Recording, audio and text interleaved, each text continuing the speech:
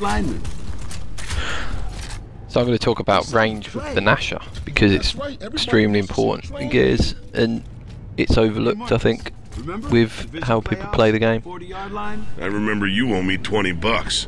Basically, short range isn't ideal and you should avoid playing at short range. This is because you don't you're too zoomed in, if you like, at close range, and there isn't much flexibility. If the player is moving around, you have little knowledge of where they are, and it's a bit of a lottery as to who's going to win the fight, and it's more based on knowing where the player is than knowing where he is and being able to put a good shot into him, if that makes sense. So as I'm demonstrating here at close range, if he's moving around everywhere, I have to move around with him a lot. I'm having to work a lot harder for that kill. At medium range, it's completely different. So what does this look like in an actual gun battle? So you see I'm at mid range there, and then I'm going close range, but my immediate thought is to get mid range. I fire one shot into the guy, and you see I'm stepping backwards constantly there. It all happens quite quickly, but that's what you got to do. You just got to step back. That's what I like to see.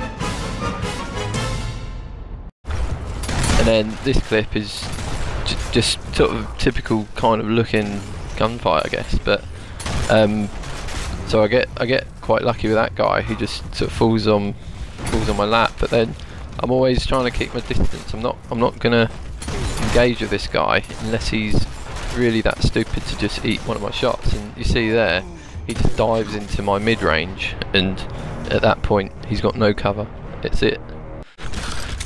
So this clip basically illustrates why it sucks to be at close range, and this might be familiar to a lot of people. So I get a double kill here because they're all running towards the ring, but then this guy just engaged me at close range. I can't dive back because there's a wall there, but basically, do you see how many times we were both missing? It's ridiculous. So in order to get the best chance of winning a battle with the Gnasher, you have to be selective about when you go at short range. So only going at short range if you have to. If you are really hurt, or if you're coming up behind someone like this. So if you're coming up behind someone, or if you've damaged someone and want to finish them off like that. It's not always going to work for you. In this clip I'm trying to surprise this guy at mid range, but he quickly sees me, dives backwards, and then suddenly he's got the advantage and I have to retreat because there's no way I could go towards him at that point.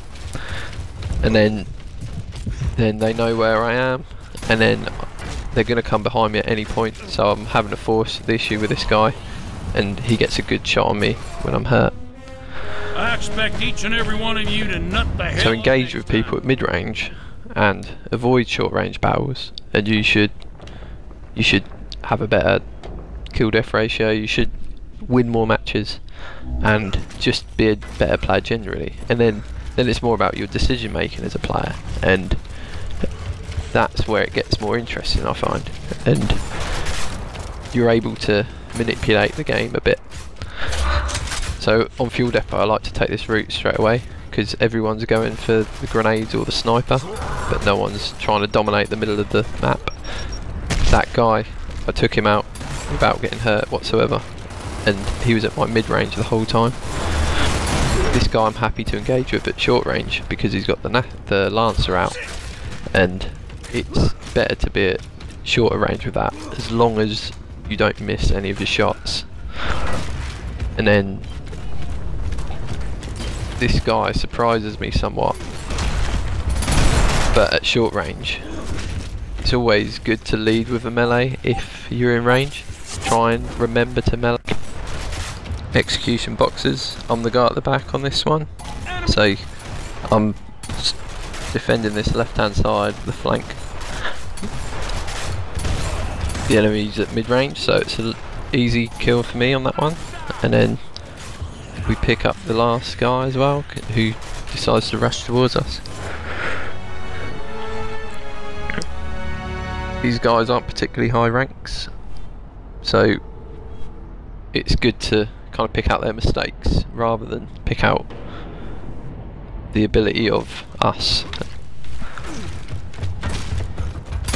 You can see this guy trying to flank my guy, and I'm just all over that. And then he hasn't really got much option here. He can't get this kill. I could have left my player to get up probably there. So I'm trying to get one shot in him and then move away so we can take in turns getting the kills, or getting the shots in, I should say. This next clip is exactly what I'm trying to demonstrate, and you'll see what I do towards the end, the final kill of the round.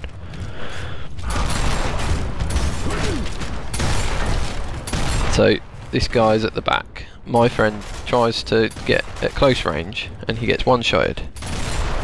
I get one shot there, and then my first thought is to walk backwards, and then it's an easy kill. So that's exactly what I'm talking about. Try and add it to your game and see how it goes.